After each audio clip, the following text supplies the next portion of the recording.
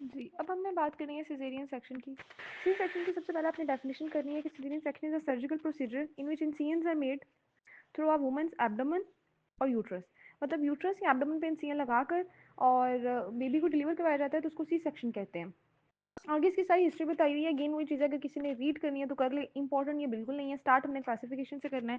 Caesarean section को ना दो तरह से क्लासीफाई किया जाता है। एक तो ऑन द बेसिस कि हम उसको इलेक्टिव परफॉर्म करें या इमरजेंसी परफॉर्म करें, ठीक है। और दूसरा मतलब इलेक्टिव ही होता है कि जो प्री प्लान होता है, पहले से प्लान किया जाता है, एंटीनेटल पीरियड में प्लान कर लिया जाता है कि कुछ इस तरह की इंडिकेशन हैं कि ये लेबर से वजाइनल डिलीवरी नहीं हो सकती तो इसको ना सी सेक्शन करना पड़ेगा। वो तो इलेक्टिव और शेड्यूल्ड सी सेक्शन होता है। जो दूसरा इमरजेंसी होता है उसमें जो है ना वो आपको लाइक वेटरनरी डिलीवरी के दौरान ही कोई ऐसी फीटर कॉम्प्रोमाइज़ हो जाता है या सेकंड स्टेज पर जो है वो प्रोलॉन्ग हो जाती है, ऑब्स्ट्रक्ट हो जाती है, कोई ऐसी इंडिकेशन हो जाती है या ऑपरेटिव जो है वो आप वेजाइनल डिलीवरी कर रहे थे, इंस्ट्रूमेंटल डिलीवरी कर रहे थे, वो फेल हो जाती है। किसी भी केस में अगर आपको इमरजेंसी में सी सेक्शन का डिसीजन लेना पड़ा है तो वो इमरजेंसी सी सेक्शन होगा।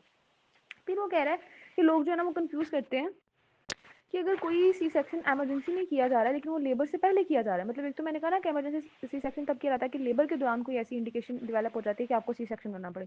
कुछ सिजेरियन होते हैं जो लेबर से पहले किए जाते हैं लेकिन वो भी इमरजेंसी में करने पड़ते हैं, नॉन लेबर इमरजेंसी। तो लोग उनको कंफ्यूज कर देते हैं इलेक्टिव के साथ कि क्या ये भी इलेक्टिव है। वो इलेक्टिव नहीं होंगे, वो इमरजेंसी ही होंगे। इलेक्टिव जो है वो सिर्फ वो वाले सी सेक्शन है जो शेड्यूल किए गए हैं, जो कि weeks ahead of time, C section से कुछ हफ्तों पहले ही पेशेंट को पता है और डॉक्टर को पता है कि इसका सी सेक्शन होना है, वो जो है ना इलेक्टिव होंगे। बाकी सारे इमरजेंसी होंगे, चाहे वो लेबर पर इमरजेंसी में करने पड़े हैं या वो प्री लेबर करने पड़े हैं, ठीक है। आगे उसने कहा कि डिग्री ऑफ अर्जेंसी देखने के लिए कि कितना अर्जेंट है जो है वो सी सेक्शन करना, उसके लिए क्लासिफिकेशन की है, कैटेगरीज बनाई है, कैटेगरी 1 2 3 4। जो कैटेगरी 1 है इसमें इमीडिएट थ्रेट होता है वुमेन या फीटस की लाइफ को, आपको इमीडिएट सी सेक्शन करना पड़ता है। कैटेगरी 2 में कोई इमीडिएट थ्रेट नहीं होता और कैटेगरी 3 में जो है वो अर्ली डिलीवरी रिक्वायर होती है, इसलिए हम सी सेक्शन कर रहे हैं। मतलब थ्रेट कोई नहीं है। 1 और 2 में जो थ्रेट था ना, 1 में इमीडिएट थ्रेट था, 2 में नॉन इमीडिएट था, लेकिन 3 में अर्ली डिलीवरी के लिए सी सेक्शन किया जा रहा है। और कैटेगरी 4 है कि जिसमें जो है ना वो सी सेक्शन सूट कर रहा है वुमेन को और उस मैटरनिटी सर्विस को, इसीलिए सी सेक्शन परफॉर्म किया जा रहा है। आगे वो बात करते हैं इंडिकेशंस की, ये इंपॉर्टेंट होती हैं सी सेक्शन की, क्या इंडिकेशंस हैं। तो उसने ना बताई है कि अगर प्रीवियस सी सेक्शन हुआ हो तो आपको सी सेक्शन अब भी करना पड़ेगा। अगर बेबी की मैल प्रेजेंटेशन हो, ब्रीच हो या जो है ना वो लेबर में प्रोग्रेस ना करा हो, जैसे आपको पता है कि अगर सेकंड स्टेज में अरेस्ट हो जाए, सेकंड स्टेज जो है वो प्रोग्रेस ना करे, तो फिर हमें या तो इंस्ट्रूमेंटल डिलीवरी करनी पड़ती है या हमें सी सेक्शन करना पड़ता है। और अगर जो है ना वो फीटल कॉम्प्रोमाइज हो रहा हो लेबर में, तब भी सी सेक्शन की तरफ जा सकते हैं। बाकी कुछ इंडिकेशन अगर मल्टीपल प्रेगनेंसी हो, आपको पता है ना मल्टीपल प्रेगनेंसी में हम ये देखते हैं कि जो फर्स्ट फीटस है उसकी प्रेजेंटेशन क्या है, अगर उसकी प्रेजेंटेशन जो है वो मैल प्रेजेंटेशन है तब हम सी सेक्शन ही करते हैं, चाहे दूसरे फीटस की कोई भी प्रेजेंटेशन हो।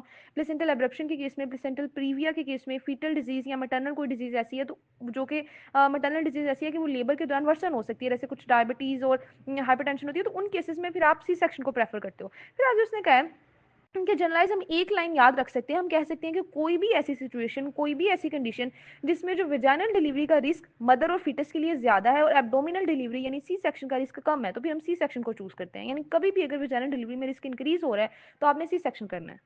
फिर आगे उसने बात की है कि हमारे पास ना सी सेक्शन के लिए एब्सोल्यूट इंडिकेशन कोई भी नहीं है। जो सारी इंडिकेशन है ना वो रिलेटिव इंडिकेशन है। रिलेटिव इंडिकेशन का मतलब है कि हम कंपेयर करते हैं कि किस में रिस्क ज्यादा है, वेजाइनल डिलीवरी में रिस्क ज्यादा है या सी सेक्शन में। पॉसिबल वेजाइनल डिलीवरी भी है लेकिन वेजाइनल डिलीवरी में क्योंकि रिस्क ज्यादा होता है इसीलिए हम सी सेक्शन को चूज करते हैं, तो उसको कहते हैं रिलेटिव इंडिकेशन। हमारे पास सारी तकरीबन रिलेटिव इंडिकेशन ही है सी सेक्शन की, कोई ऐसी एब्सोल्यूट इंडिकेशन नहीं है कि भाई सी सेक्शन ही हो सकता है, कुछ और हो ही नहीं सकता, ठीक है, ऐसी कोई एब्सोल्यूट इंडिकेशन नहीं है। फिर वो कह रहा है कि एक और इसकी इंडिकेशन बनाई हुई है कि मैटरनल रिक्वेस्ट सी सेक्शन के, मदर की रिक्वेस्ट होती है कि मैंने जो है ना वो वेजाइनल डिलीवरी नहीं करवानी, मेरा सी सेक्शन नहीं करें। इसमें दो तरह के केस हो सकते हैं। एक तो वो हो सकती है कि मदर रिक्वेस्ट इसलिए करी क्योंकि उसको जो प्रीवियस एक्सपीरियंस है वो बहुत बुरा है, उसको जो है ना वो बहुत ट्रोमेटिक एक बर्थ एक्सपीरियंस मिला है, उसका 3rd डिग्री टीयर हो गया था, या उसकी जो थी ना वो इंस्ट्रूमेंटल वेजाइनल डिलीवरी करवाई गई थी जो बहुत डिफिकल्ट थी, उसको बहुत लॉन्ग लेबर हुई, उसका जो सी सेक्शन था इमरजेंसी में हुआ पिछला, मतलब कुछ भी ऐसा उसका ट्रोमेटिक एक्सपीरियंस है, तो फिर वो रिक्वेस्ट कर सकती है कि मुझे अब सी सेक्शन ही करवाना है, मुझे लेबर की तरफ जाना ही नहीं है, ठीक है। अगर लेबर मेरी रुकी जाती है, ऑब्स्ट्रक्ट हो जाती है और मुझे इमरजेंसी में सी सेक्शन करवाना पड़ता है तो मेरा इलेक्टिव ही सी सेक्शन कर दें। और दूसरा मदर रिक्वेस्ट इसलिए कर सकती है कि कुछ वुमेन जो है ना उनको टोकोफोबिया है कि वो डरती इतना है लेबर के प्रोसेस से, और एक अजीब सा उनको फियर होता है कि हमने जो है ना वो लेबर को अवॉइड करना है, हमने लेबर को बर्दाश्त नहीं करना, हमारा सी सेक्शन करें। तो ये जो है ना मटरनल रिक्वेस्ट दो तरह की हो सकती है। फिर उसने कहा है कि अगर जो वुमेन है वो कैपेसिटी रखती है कंसेंट देने की और वो कंसेंट नहीं दे रही, मतलब उसकी कंसेंट आपको नहीं मिल रही, फिर आप सी सेक्शन नहीं करोगे चाहे कोई भी क्लिनिकल नीड हो, ठीक है। Consent is very much important. आगे बात करते हैं जी प्रोसीजर की। तो प्रोसीजर में सबसे पहले इन्फॉर्म कंसेंट आएगी। अब यहाँ उसने बड़ी इंपॉर्टेंट बात की है कि इन्फॉर्म कंसेंट के लिए जरूरी है कि जो फीमेल है, जो पेशेंट है, उसको पहले से उसके साथ ये चीज़ें डिस्कस की गई हूँ, लेबर के प्रोसेस या हम कहेंगे डिलीवरी के प्रोसेस से पहले ही डिस्कस की गई हूँ। क्योंकि अगर आपने एक्यूट सेटिंग में उसको उसकी लेबर जो है ना वो ऑब्स्ट्रक्टेड है और आपको सी सेक्शन की तरफ जा रहा है तो जाना पड़ा है, तो आप इतनी इमरजेंसी में ना ही उसको कुछ समझ आना है, ना ही आप उसको पूरी डिटेल्स वहाँ बैठ के बता सकते हो कि ये मैं इसलिए कर रहा हूँ, इसमें ये रिस्क है, ये फायदे हैं। ये सब नहीं हो सकता वहाँ पर इमरजेंसी में, इसीलिए बहुत डिफिकल्ट है। तब अगर इमरजेंसी में हमें मतलब पहले हमें लग रहा था कि हाँ भाई लेबर ही होगी और डिलीवरी ही होगी, हम फीमेल से जो है वो सारा डिस्कशन नहीं कर पाए, इन्फॉर्म कंसेंट नहीं ली, हमने रिजल्ट डिलीवरी शुरू कर दी, फिर इमरजेंसी में हमें सी सेक्शन की तरफ जाना पड़ा, तो तब कॉमन सेंस अप्रोच यूज की जाती है कि फीमेल को सारा कुछ नहीं बताया जाता, उसको बस खुद समझ जाना चाहिए फीमेल को कि ये डॉक्टर जो कर रहा है वो मेरे जो है ना फायदे के लिए हो रहा है और अब ये जरूरी है, तो फिर फीमेल को हम थोड़ा बहुत बता के उससे कंसेंट ले लेते हैं, बट वो प्रॉपर एक पूरी इन्फॉर्म कंसेंट फिर नहीं की जाती। फिर उसने एक और बात की कि कोई दूसरा अडल्ट किसी अडल्ट के लिए कंसेंट नहीं देगा कि जी इसका शोहर जो है वो कंसेंट दे रहा है, इसकी अम्मी दे रही है, इसका अब्बू दे रहा है, ऐसे नहीं होगा। वो फीमेल खुद कंसेंट देगी, अगर वो फीमेल खुद नहीं दे सकती, लाइक वो अनकॉन्शियस है, उसको जो है ना वो इस तरह को मसला है, वो नहीं कंसेंट दे रही, इक्लैम्शिया में उसको वैसे ही झटके लग रहे हैं, तो तब जो है वो डॉक्टर खुद डिसीजन ले लेगा वुमेन्स के बेस्ट इंटरेस्ट में कि हाँ वुमेन के लिए यही बेहतर है, तो मैं इसका सी सेक्शन नहीं करूंगा, ठीक है। ये सारी चीजें जो ये पॉइंट्स थे ये मैंने आपको कंसेंट के बारे में लिखे थे, मैंने सारे आपको बता दिए। आगे बात करती हैं जी प्रिपरेशन की। कि कंसेंट आपने ले ली फीमेल से, आगे आपने क्या करना है, आपने जो है ना वो स्पाइनल एनेस्थीसिया पेशेंट को यूजुअली देना होता है, सी सेक्शन में स्पाइनल एनेस्थीसिया ही यूज़ करते हैं। लेकिन अगर जो है वो फीमेल को लेबर से सी सेक्शन की तरफ लाया जा रहा है तो उसको लेबर में पहले ही एपिड्यूरल एनाल्जेसिया मिला है, तो तब आपको स्पाइनल देने की जरूरत नहीं है, फिर एपिड्यूरल को आप टॉप अप कर दो, यानी को डोज दे दो उसी की, वही जो है ना वो उसको रीन्यू कर दो, आपको स्पाइनल देने की जरूरत नहीं है। फिर जो है ना वो ये बता रहा है कि जो है रीजनल एनेस्थीसिया अगर कॉन्ट्रा इंडिकेटेड हो फिर आप जनरल भी दे सकते हो, लेकिन जनरल बहुत कम यूज़ किया जाता है। ब्लैडर जो है उसका एम्प्टी होना चाहिए, कैथेटराइजेशन उसकी करनी है। फिर जो है ना वो ऑपरेशन शुरू करने से पहले आपने उसको पोजीशन को देख लेना है कि अगर वो सुपाइन लेटी हो ना तो उसको एटो कैवल कंप्रेशन हो सकती है, तो आप उसके लेफ्ट लेटर पोजीशन में ला सकते हो। एनास्थेटिक ब्लॉक पहले चेक करना होता है, ये नहीं कि फौरन से ऑपरेशन शुरू कर दो, उसका एनेस्थीसिया भी हुआ ही नहीं है, उसको चेक करना होता है, थोड़ा सा कट लगा के या कोई ऐसे इंस्ट्रूमेंट लगा के चेक करना है कि क्या एनेस्थीसिया डेवलप हो गया, फिर उसका जो है ना ऑपरेशन शुरू करना होता है। और एक और चीज़ है कि पहले क्लीन करना है अच्छे से एब्डोमेन को, उसकी ड्रैपिंग करनी है। और आपने लेबर रूम में देखा भी होगा प्रोफाइलेक्टिक एंटीबायोटिक्स देनी होती है, जो फर्स्ट डोज होती है एंटीबायोटिक की वो प्रायर टू सर्जिकल इंसिजन देते हैं, इंसिजन लगाने से भी पहले फर्स्ट डोज देनी है, ठीक है। ये सारी तैयारियां प्रिपरेशन है जो कि हम इंसिजन से पहले की है हमने, ठीक है। फिर इंसिजन की बात करते हैं, जो एब्डोमिनल इंसिजन देना होता है, दो तरह के उसने इंसिजन बताया। एक तरह ट्रांसवर्स इंसिजन आता है, वो कर्व लीनियर होता है, उसकी कर्व्स बनी होती हैं। जो दूसरा इंसिजन है वो ट्रांसवर्स ही होता है लेकिन वो कर्व्स नहीं उसकी होती। अब आपने याद रखना है कि जो ट्रांसवर्स इंसिजन देना होता है ये 2 finger breadths above the symphysis pubis देना है। और जो कर्वी लीनियर है उसका दूसरा नाम फेनेस्ट्रियल इंसिजन भी उसको कहते हैं। जो विदाउट कर्व है उसको सिंपल ट्रांसवर्स सुप्राप्यूबिक इंसिजन। जब स्किन को इंसाइज कर लिया फिर सबक्यूटेनियस टिश्यू आएंगे, उनको सेपरेट करना है, ब्लड डाइसेक्शन करेंगे, रेक्टस टीथ को इंसाइज करना है along the mid line, along the mid line आपने रेक्टस टीथ को इंसाइज कर लेना है। फिर उस इंसिजन को जो है ना वो आप सीजर्स की मदद से एक्सटेंड करोगे और फिर जो है ना वो मसल्स जो होंगे, मसल्स को अंडरलाइंग मसल्स को ब्लड डाइसेक्शन कर देनी है फेशियल शीथ को सेपरेट करने के लिए, मतलब मसल से शीथ को सेपरेट करना है ब्लड डाइसेक्शन से। फिर जो है ना वो आपने ताकि आपको पेरिटोनियम से एडिक्यूट एक्सपोजर मिल सके, रेक्टाई को सेपरेट कर देना है, पेरिटोनियम को इंसाइज करना है, एब्डोमिनल कैविटी में इंटर हो जाना है। अब उसने ना कुछ यहाँ पे कंपेरिजन कर दिया, मतलब बात वो इंसिजन की कर रहा था, फिर अंदर उसने कंपेरिजन कर दिया कि ट्रांसवर्स का और वर्टिकल स्किन इंसिजन का क्या दोनों के क्या फ़ायदे क्या नुकसान है। तो जो ट्रांसवर्स इंसिजन है हम इसको प्रेफर करते हैं, इसका एडवांटेज ये कॉस्मेटिक रिजल्ट सबसे आते हैं और एनाल्जेसिक रिक्वायरमेंट कम पड़ती है क्योंकि कम पेनफुल होता है, सुपीरियर वाउंड स्ट्रेंथ अच्छी होती है, हीलिंग जल्दी हो जाती है, डिहीसेंस जो है वोंड डिहीसेंस वो वाला मसला नहीं होता। ये इसके एडवांटेजेस हैं। ये इसमें हो सकता है कि इसमें एक्सेस जो होती है ना वो लिमिटेड होती है, लेकिन जो वर्टिकल इंसिजन है उसमें एक्सेस ज़्यादा अच्छी मिलती है, सारा एब्डोमेन सारी एब्डोमिनल विस्ता आपको नजर आ जाते हैं। तो यूजली वर्टिकल इंसिजन जो है ना उस केस में उसकी इंडिकेशन है कि अगर मटर्नल ओबेसिटी हो, मदर बहुत ज़्यादा ओबीस हो, या फिर इंट्रा एब्डोमिनल कोई और पैथोलॉजी भी मौजूद हो, सिजेरियन के अलावा आपको कोई और पैथोलॉजी भी डील करनी है, तो उसके लिए आपको ज़्यादा एक्सेस चाहिए या यूट्रस फंडस तक आपको एक्सेस चाहिए। यहाँ पर उसने बात की क्लासिकल सिजेरियन सेक्शन की। तो जब मैंने आपको क्लासिफिकेशन बताई थी सी सेक्शन की, तब हमने उसको सिर्फ टाइम के हिसाब से देखा था कि इमरजेंसी हो सकता है, इलेक्टिव हो सकता है। एक ना और सी सेक्शन की क्लासिफिकेशन होती है, तब मैं माइंड से स्किप हो गई थी। अब मैं आपको बताती हूँ वो होती है लोअर सेगमेंट सी सेक्शन या अपर सेगमेंट। मतलब यूट्रस के 2 सेगमेंट हमने देखे थे ना जब हमने लेबर को डिस्कस किया था कि जो यूट्रस का अपर सेगमेंट है वो थोड़ा थिकनिंग उसकी हो जाती है और एक लोअर सेगमेंट होता है। लोअर सेगमेंट जो है ना वो सी सेक्शन सबसे कॉमन है, यही परफॉर्म किया जाता है। जो अपर सेगमेंट सी सेक्शन है उसको क्लासिकल सिजेरियन सेक्शन भी कहते हैं। उसके लिए सिर्फ 2 से 3 इंडिकेशन है। एक तो ये कि अगर उसने आगे चल के, वैसे इसी ना यूट्राइन सीएन में ये सारी इंडिकेशंस बताई हुई हैं, लेकिन मैं आपको अभी हम बात करें तो अभी बता देती हूँ। उसकी ना इंडिकेशन ये होती है कि अगर जो लोअर पार्ट है यूट्रस का वहाँ कोई फाइब्रोइड पड़ा हुआ है, या प्लेसेंटा प्रीविया है, या जो है वो एडहेजन्स है लोअर सेगमेंट में, तो फिर उसके लिए आपको अपर सेगमेंट को इंसाइज करना पड़ेगा यूट्रस के, या लाइट ट्रांसफर है फीटस की, और या कॉन्जॉइंट ट्विन्स हैं उन केस में भी अपर सेगमेंट से सिजेरियन सेक्शन करना पड़ता है। और अगर कार्सिनोमा और सर्विक्स का, उस केस में भी अपर सेगमेंट सिजेरियन सेक्शन, जिसको क्लासिकल सिजेरियन सेक्शन कहते हैं, वो करना पड़ता है। तो वो यहाँ पर ये क्या है कि अगर आपने क्लासिकल सिजेरियन सेक्शन करना हो तो उसके लिए फिर आप वर्टिकल इंसिजन ज़्यादा यूज़ कर लेते हो स्किन का। अच्छा, उसके बाद जो है ना वो आपने वर्टिकल इंसिजन लगाना कैसे होता है, लोअर मिडलाइन इंसिजन लगाते हैं, लोअर बॉर्डर ऑफ अम्बिलिकस से शुरू करके सिम्फिसिस प्यूबिस तक लेके जाते हैं, फिर इसको फर्दर जो है वो जितना मर्जी आप एक्सटेंड कर लें, जिफिस्टर्नम तक भी एक्सटेंड कर सकते हैं अगर आपने ऊपर एब्डोमेन में कोई पैथोलॉजी रूल आउट करनी है। फिर जो है रेक्टस टीथ की वैसे ही डायसेक्शन की जाती है और उसको सबक्यूटेनियस फैट को रिमूव किया जाता है, रेक्टस टीथ को फिर इंसाइज किया जाता है, ठीक है। और एंड वो वही बात कर रहा है कि जो वर्टिकल इंसिजन है उसने आपको ज़्यादा ईज जो है वो ये दी है कि उसने आपको एक्सेस अच्छी दे दी है, आपको सारे पेल्विक एब्डोमिनल ऑर्गन्स नजर आ रहे हैं, और इसको आप इजीली इंलार्ज भी कर सकते हो, किसी भी स्टर्नम तक लेकर जा सकते हो। लेकिन इसका जो है ना वो डिसएडवांटेजेस ये हैं कि ज़्यादा पेनफुल होता है, और इसमें जो है ना कॉस्मेटिक रिजल्ट थोड़े पुअर आते हैं, और वोंड एडहेजन्स का रिस्क इंक्रीज हो जाता है। फिर यूट्राइन इंसिजन की बात करते हैं, यानी हमने रेक्टल रेक्टस जो मसल है वहां तक जो है, रेक्टाइल जो है उनको भी हमने सेपरेट कर लिया था, और पेरिटोनियम तक हम पहुंच गए थे, पेरिटोनियम को इंसाइज करके एब्डोमिनल कैविटी में एंटर हो गए थे। आगे जो है ना वो क्या करना है, आगे वो कह रहे हैं कि 95% केसेस में, क्योंकि लोअर सेगमेंट यूट्राइन जो है ना वो सी सेक्शन ही किए जाते हैं ना, इसमें आपको बताया कि लोअर सेगमेंट सी सेक्शन ज़्यादा कॉमन है, 95% केसेस में वही किया जाता है। तो वो करने से पहले ये करना है कि एक ना विजाइको यूट्राइन सिरोजा की लूज रिफ्लेक्शन होती है, सिरोजा का मतलब पेरिटोनियम ही होती है ना, तो पेरिटोनियम की लूज रिफ्लेक्शन होती है जो यूट्रस को ओवरलाई कर रही होती है, यूट्रस के ऊपर पड़ी होती है, उसको डिवाइड करना होता है, और फिर जो अंडरलाइंग यूट्रन का सेगमेंट है ना उसको रिफ्लेक्ट कर लेना है, यानी इसको पेरिटोनियम से अलग कर लेना है, वो जो ऊपर पेरिटोनियम का फोल्ड पड़ा हुआ है। उसके बाद जो ना यूट्रस के ऊपर इंसिजन लगाना है, ट्रांसवर्स इंसिजन ही लगाते हैं लोअर यूट्रन सेगमेंट पे, और 1 to 2 सेंटीमीटर का, ठीक है। फिर उस इंसिजन को एक्सटेंड कर लेते हैं, और फीटस को जो है ना वो डिलीवर किया जाता है।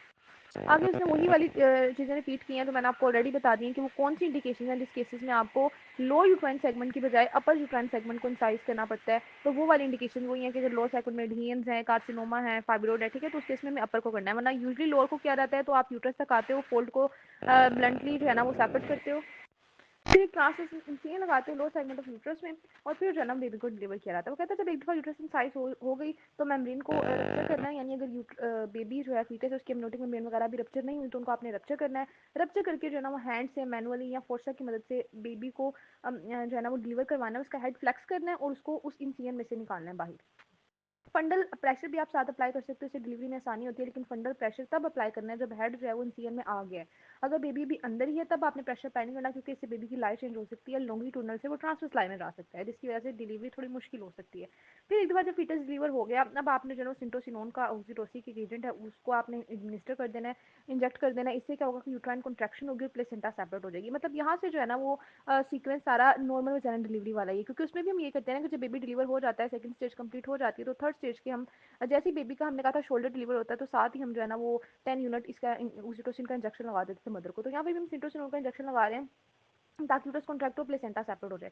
प्लेसेंटा को ना मैनुअली निकालना, ये नहीं करना कि जैसे बेबी को पकड़ के इंसिजन से निकाला वैसे ही प्लेसेंटा को पकड़ के जो है ना वो उतार दें मैनुअली, उसमें से सेपरेशन कर दें यूट्रस में से, ऐसा नहीं करते, इससे बहुत ज़्यादा ब्लीड होता है। करना ये होता है कि वैसे ही कोड को पकड़ के कोड ट्रैक्शन अप्लाई करनी होती है, नहीं कोड पे पुलिंग फोर्स लगानी होती है, उसको खींचना होता है, फिर जो है ना वो प्लेसेंटा सेपरेट होती है। और आपको पता है कि आपने कब खींचना है, जब प्लेसेंटा सेपरेशन के साइन शो हो जाते हैं। ये चीज़ें हमने नॉर्मल डिलीवरी में देखी हुई है, तो वही सीक्वेंस यहाँ पर अप्लाई होगा बेबी डिलीवरी के बाद। फिर आपकी सर्जरी कंप्लीट हो गई, आपने बेबी भी डिलीवर करवा लिया, प्लेसेंटा भी डिलीवर करवा लिया, अब आपने क्लोजर करना है। तो यूट्रस का जो क्लोजर है वो सिंगल लेयर भी किया जा सकता है, डबल लेयर भी किया जा सकता है, कंटिन्यूस सूचर भी, इंटरप्टेड सूचर भी लगाए जा सकते हैं। सूचर को कहते हैं लगाना हम शुरू करते हैं जहाँ से हमने इंसिजन शुरू किया, तो उससे थोड़ा लेटरली शुरू करते हैं, फिर उसको कंटिन्यूस लेकर जाके दूसरा एंगल है इंसिजन का, उससे थोड़ा और लेटरल ले जाके उसको खत्म कर देते हैं। एक रनिंग जो है ना स्टिच वाला यूजली एम्प्लॉय किया जाता है, और इससे हीमोस्टेसिस हो जाती है। फिर आप दोबारा उसको चेक करते हो, दोबारा चेक करके ऊपर फिगर ऑफ 8 के दोबारा सूचर लगा सकते हो, यानी आप ये कर रहे हो कि कोई ब्लीडिंग पॉइंट रह ना जाए, हीमोस्टेसिस अचीव हो जाए। तो ये हमने यूट्रस को क्लोज किया, फिर उसमें हमने स्टिचिंग कर दी, सूचर लगा दिए, फिर ऐसे इसी तरह से जो है ना बाकी सारी जो आपने लेयर्स एब्डोमेन की खोली थी उनको क्लोज कर देना है। पेरिटोनियम क्लोजर डिपेंड करता है ऑपरेटर की प्रेफरेंस पे, वो करना चाह रहा है नहीं करना चाह रहा। फिर उसने मसल्स को सही किया और उसने जो है ना वो स्किन को क्लोज कर देना है एब्जॉर्बेबल या नॉन एब्जॉर्बल सूचर से। मतलब फिर क्लोजर आपको पता ही ना कैसे करते हैं, बारी बारी सारी लेयर्स को क्लोज कर देते हैं। कॉम्प्लिकेशंस आगे आ जाती हैं, सी सेक्शन की complication. C section relatively safe है, बट इसकी कुछ कॉम्प्लिकेशन हो सकती हैं जो इंट्रा ऑपरेटिव हो सकती हैं और पोस्ट ऑपरेटिव हो सकती हैं। कॉम्प्लिकेशन करने से पहले पोस्ट ऑप केयर देख लेते हैं कि अगर डिलीवरी हो गई है, सी सेक्शन हो गया है, तो फिर जो है ना आपने एक तो 6 आवर के लिए फीमेल को एनपीओ रखना है, उसमें कुछ नहीं खाएगी वो। फिर उसके वाइटल मॉनिटर करते रहना है और उसकी ग्रोन आउटपुट भी मॉनिटर करनी है। आईवी फ्लूइड्स उसको देने हैं, एंटीबायोटिक्स उसको कंटिन्यू करनी है, यानी वो वाली जो एंटीबायोटिक्स की फर्स्ट डोज हमने इंसिजन से भी पहले दी थी, प्रिपरेशन में दी थी, अब उसको आफ्टर द जो है ना सी सेक्शन भी कंटिन्यू करना है। एनाल्जेसिक्स देने हैं, उसकी कैथेटर रिमूव तब करनी है जब एम्बुलेटरी हो जाए, अपने मतलब चलना फिरना शुरू कर दे। अच्छा, अब कॉम्प्लिकेशंस की बात करते हैं तो इंट्रा ऑपरेटिव कॉम्प्लिकेशंस में आ जाता है haemorrhage, hysterectomy, placenta previa, organ damage. Haemorrhage का क्या मतलब है कि आप जो है ना वो यूट्रस को खोल के डिलीवर बच्चा करवा रहे थे, लेकिन बहुत ज़्यादा हैमरेज शुरू होगा, हीमोस्टेसिस अचीव नहीं हो रही। यूजुअली ये तब होता है कि यूट्राइन वेसल को डैमेज हो जाए, या यूट्राइन एटोनी हो जाए, यूट्राइन कॉन्ट्रैक्ट ही नहीं हो पा रही कि हैमरेज रुके, या प्लेसेंटा प्रीविया हो। प्लेसेंटा प्रीविया की केस में ऑलरेडी पता होता है कि हैमरेज होना है, इसलिए ब्लड पहले से ही ना क्रॉस मैच करके अरेंज किया गया होता है ताकि हम फीमेल को साथ ही ब्लड लगा सकें।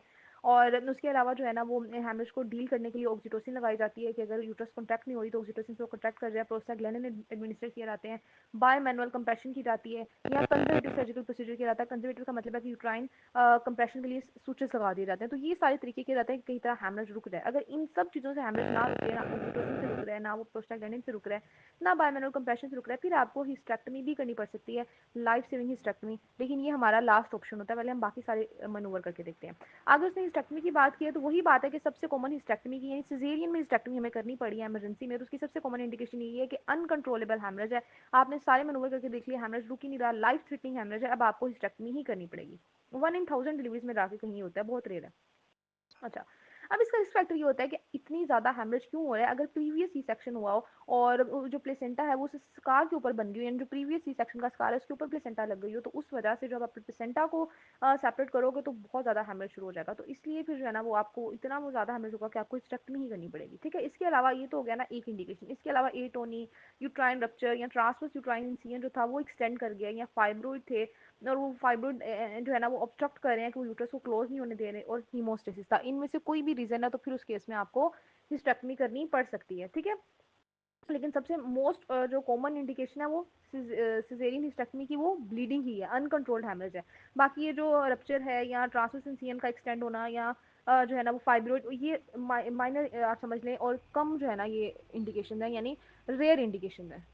थर्ड जो कॉम्प्लिकेशन है दैट इज प्लेसेंटा प्रीविया। इसमें आपको पता ही प्लेसेंटा प्रीविया जो है ना उसकी उसमें बहुत ज़्यादा ब्लीडिंग हो सकती है, और इसमें जो है ना वो आप कॉम्प्लिकेशन में वो इसलिए बता रहा है क्योंकि जैसे जैसे सी सेक्शन होते हैं ना किसी फीमेल के, तो सब्सिक्वेंट या रिकरेंट प्रेगनेंसी में प्लेसेंटा प्रीविया का रिस्क उतना ही इंक्रीज करता रहता है। मतलब किसी का पहला सी सेक्शन हुआ है तो दूसरी डिलीवरी में प्लेसेंटा प्रीविया का रिस्क ज़रा ज़्यादा होगा, फिर उसके 2 सी सेक्शन हो गए, तीसरी में रिस्क ज़्यादा होगा। मतलब प्लेसेंटा प्रीविया का रिस्क इंक्रीज करता रहता है विद एवरी सिजेरियन सेक्शन। ठीक है, अच्छा उसके बाद आ जाती है जो ऑर्गन डैमेज। तो ऑर्गन डैमेज बॉवल का डैमेज हो सकता है, और जो है एडियंस बन सकती हैं, ब्लैडर का डैमेज हो सकता है। अगर प्रोलॉन्ग लेबर हो उसके बाद आप सी सेक्शन की तरफ आए हो तो ब्लैडर जो है ना उसका डैमेज हो सकता है, या फिर यूट्रस का जो इंसिजन था वो एक्सटेंड करके ब्लैडर तक चला गया है। तो अगर देखा जाए कि ब्लैडर का डैमेज सस्पेक्ट आप करें कि ब्लैडर डैमेज हो गया है, तो फिर आपने क्या करना है, आपने मिथाइलिन ब्लू लेकर उसको ट्रांस यूरिथ्रल इंस्टिलेशन करनी है। मतलब यूरिथ्रा से मिथाइलिन ब्लू को आपने, मिथाइलिन ब्लू कलर स्लाइन को आपने इंजेक्ट कर देना है। उससे क्या होगा कि वो यूरिथ्रा से ब्लैडर में इंक्लूड, ब्लैडर से वो जहाँ पे भी जाएगी डिफेक्ट से हमें नजर आ जाएगा कि अच्छा यहाँ पर डिफेक्ट है, यहाँ पर ब्लैडर डैमेज हुआ है। ठीक है, इससे हम उसको डिलीनिएट कर लेंगे डिफेक्ट को, अगर आप सस्पेक्ट करो तो आपने ये करना है। फिर जो है ना अगर कहीं भी डिफेक्ट नजर आ जाए तो उसको फिर सूचर लगाने होते हैं, सिंगल कंटिन्यूस या इंटरप्टेड लेयर्स की जो है ना वो सूचर लगा देते हैं। और यूरिनरी कैथेटर अब 7 to 10 डेज तक पेशेंट यूरिनरी कैथेटर रखेगा, और फिर जो है ना वो 7 to 10 डेज के बाद उसको रिमूव करेगा, तब तक उसकी ब्लैडर की हीलिंग हो जाएगी। फिर बात करते हैं जी पोस्ट ऑपरेटिव की। इंट्रा ऑपरेटिव तो था कि हैमरेज हो सकते हैं, आपको इमरजेंसी स्टक्टमी करनी पड़ सकती है, प्लेसेंटा प्रीविया का रिस्क बढ़ जाता है, और ऑर्गन डैमेज हो सकता है। पोस्ट ऑपरेटिव में आ जाता है जी इन्फेक्शन। अब वो कह रहे हैं कि विजाइनल डिलीवरी में इन्फेक्शन इतने नहीं होते, लेकिन सिजेरियन सेक्शन में 5 to 20 फोल्ड ज़्यादा रिस्क होता है इन्फेक्शन होने का। अब इन्फेक्शन में पेशेंट कैसे प्रेजेंट करेगा? फीवर हो सकता है, उसको वोन का इन्फेक्शन हो सकता है, उसको एंडोमेट्राइटिस हो सकता है, बैक्टीरिया हो सकता है, यूटीआईज हो सकते हैं, ठीक है। और इसके अलावा एक तो फीवर ये जो है ना वो इन्फेक्शन की वजह से होता है ना, वोन इन्फेक्शन की वजह से। उसके अलावा फीवर की और इंडिकेशन है कि अगर सर्जरी के बाद पेशेंट फीवर के साथ आए, उसका इलेक्ट्रिसिस भी हो सकता है, डीप वेन थ्रोम्बोसिस, ये भी डीडीज है। अच्छा, अब वो बात करते हैं जो मोस्ट इंपॉर्टेंट सोर्स है ना माइक्रो ऑर्गेनिज्म कहाँ से आए हैं, उन्होंने क्यों इन्फेक्शन कर दिया, तो वो आते हैं जेनिटल ट्रैक्ट से। और सबसे कॉमन जो बैक्टीरिया देखा गया वो इकोलाई है। वैसे ही होता है इन्फेक्शन पोलीमाइक्रोबियल है, बहुत सारे बैक्टीरिया होते हैं, इकोलाई होता है, इसके अलावा ग्रुप बी स्ट्रेप्टोकोकाई भी हैं, एरोबिक ग्राम नेगेटिव रोड्स भी हैं। इकोलाई के अलावा जो बाकी ग्राम नेगेटिव रोड्स हैं वो भी देखे गए हैं। तो पोलीमाइक्रोबियल इन्फेक्शन होता है। अब अगर ये इन्फेक्शन हो जाए पेशेंट को तो उसको मतलब आपने अच्छे से ट्रीट करना है, एंटीबायोटिक्स वगैरह देनी है। लेकिन पहले इस इन्फेक्शन को हम कैसे प्रिवेंट कर सकते हैं? प्रिवेंशन के लिए हमें सर्जिकल टेक्निक केयरफुल यूज़ करनी है। एंटीसेप्टिक जो है ना वो प्रोसीजर होना चाहिए। प्रोफाइलेक्टिक एंटीबायोटिक्स, जैसे मैंने कहा था इंसिजन से भी पहले एक डोज देनी होती है, तो प्रोफाइलेक्टिक एंटीबायोटिक्स यूज़ करनी है। इससे जो है ना पोस्ट ऑपरेटिव इन्फेक्शन का रिस्क काफ़ी कम हो जाता है। फिर आगे जो है ना उसने पोस्ट ऑपरेटिव कॉम्प्लिकेशन बताई है वीनस थ्रोम्बोएम्बोलिज्म। तो पता है आपको कि वीनस थ्रोम्बोएम्बोलिज्म तो तकरीबन हर सर्जरी के बाद इसका रिस्क होता है। तो इसके लिए जो है ना इसकी प्रिवेंशन के लिए पेशेंट को एडिक्वेट हाइड्रेशन, अर्ली मोबिलाइजेशन, की वो ऑपरेशन के बाद ज़्यादा देर लेटा ना रहे, मोबिलाइज ना रहे, बल्कि चलना फिरना शुरू हो जाए। प्रोफाइलेक्टिक हेपरिन दी जा सकती है इससे बचाने के लिए। और अगर ये हो जाए तो फिर इसको अर्ली रिकॉग्नाइज करके इनिशिएट करना होता है ट्रीटमेंट को, ताकि कॉन्सिक्वेंसेज से बच सके, पल्मोनरी एम्बोलिज्म से बच सके।